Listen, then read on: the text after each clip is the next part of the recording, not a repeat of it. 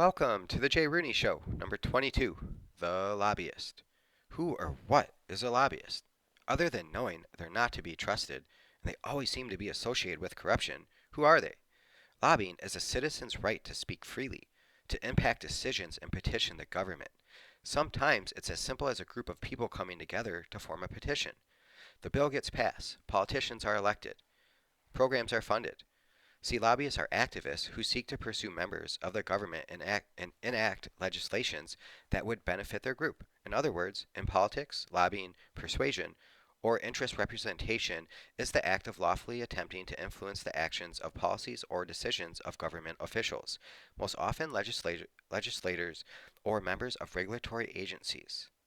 So, essentially, lobbyists are professional advocates that work to influence political decisions on behalf of individuals and organizations. Lobbyists need to appeal to these regulatory agencies before a bill or law is passed.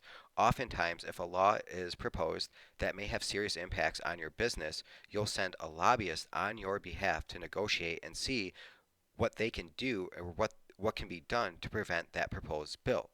So, if they can find the right lawmaker who agrees with them, this can work in the lobbyist's advantage. Lobbyists typically play on the biggest stages, and there's about 11,000 of them in the United States. They're meant to make your business life easier and get you in the game.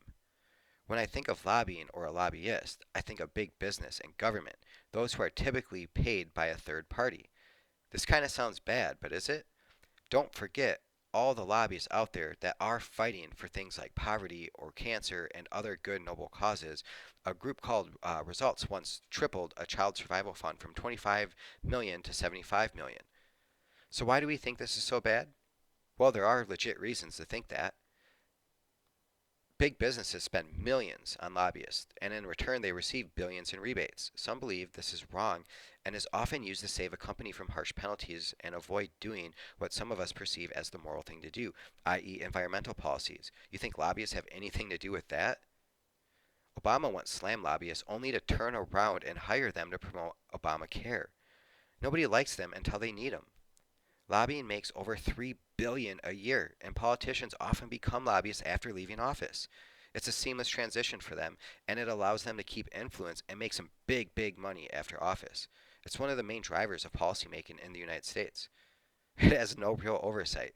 When people say we need to get big money out of politics, what they really mean is we need to get lobbyists out. If you ask a lobbyist, they'll tell you 99% of the time the backlash is unjustified. Lobbying is as old as our Constitution, and apparently this was put in place so an interest group could not become more powerful than another. It's protected by the First Amendment. Lobbying, in 2019, after a little over 12,000 bills, resolutions, and amendments were taken up by Congress.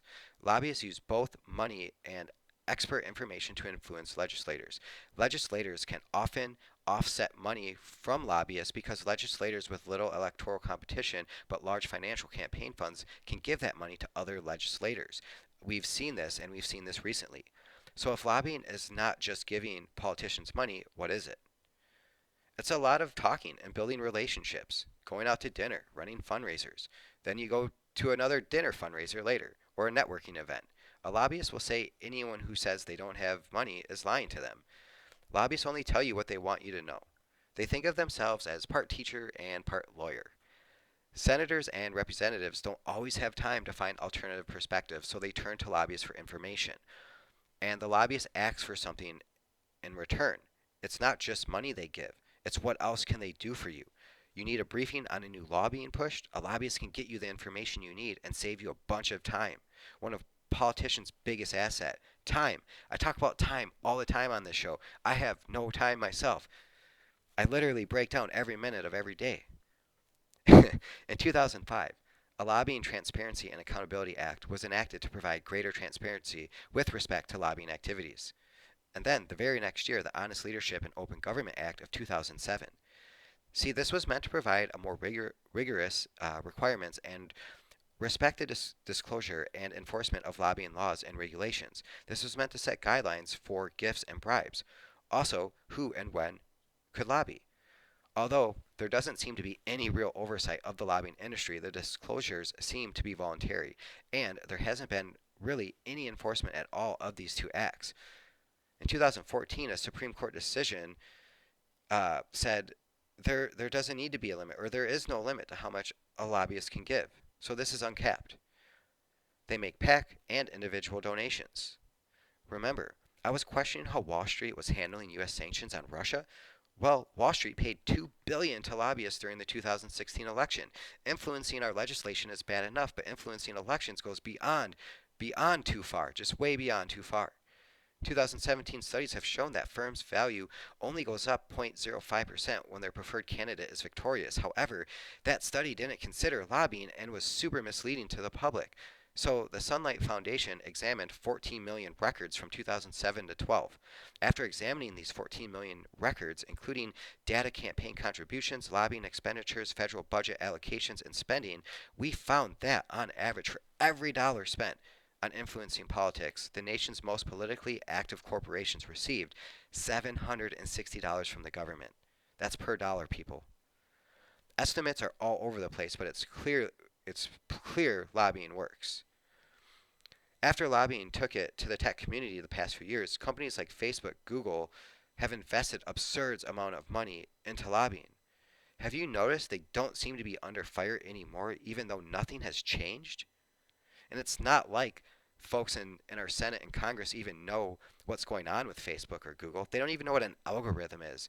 Did you ever watch those hearings and listen to the questions they asked Mark Zuckerberg? I could have did a better job. Unbelievable. I've mentioned this a couple times on this show. This name, Robert Epstein. Look him up. Look up his work on Google. It'll make you think differently every time you open up a computer. It doesn't matter what size your business is. Without lobbying, ultimately, eventually, you'll be left behind. So, how do we get corporate money out of politics? I'm not really sure, but I can tell you corporate money is drowning our voices. And I do think we need to make some tweaks here. So what you need to know, what to take away from today's show, if not already familiar with who and what a lobbyist is. Lobbyists raise money for politicians. So if you're a bank and you want a certain vote on a certain bill to go a certain way, you hire a lobbyist who can legally make a bribe. Basically, all they have to really do is throw a fundraiser. Some politicians are taking so much money from lobbyists, sometimes the lobbyist writes the law themselves. I did a quick Google search on this, and it seems to be the case. To the point that I believe it has been speculated that this was the primary cause of 2008 financial crisis. Basically, what people are speculating is that so many lobbyists wrote so many of our bills that it ultimately tanked us in 2008. And what happens is lobbyists bribe our politicians with job offers and with information. Like I mentioned above, the politicians often become lobbyists. One way for a lobbyist to win the favor of a politician is to offer them a job. And at this point, the lobbyist owns the politician. Because, I hear they get just a little bit of a bump of pay when they make that transition. Just a little bit. And you know what? This is protected by the First Amendment. Perhaps you shouldn't be allowed to give money and influence at the same time. You either give money or you let them know what you want, but not both. And I don't think lobbyists should be able to write laws, and I don't think they should be able to provide our politicians with information. And I'm sure we can make these tweaks, and this could still remain constitutional. Like I've said before, I'm more of a constitutionalist than anything. I'm not a Democrat. I'm not a Republican. This just seems a little corrupt to me. I don't like how they can influence our elections. So are lobbyists bad? I guess it depends on who you are in this world.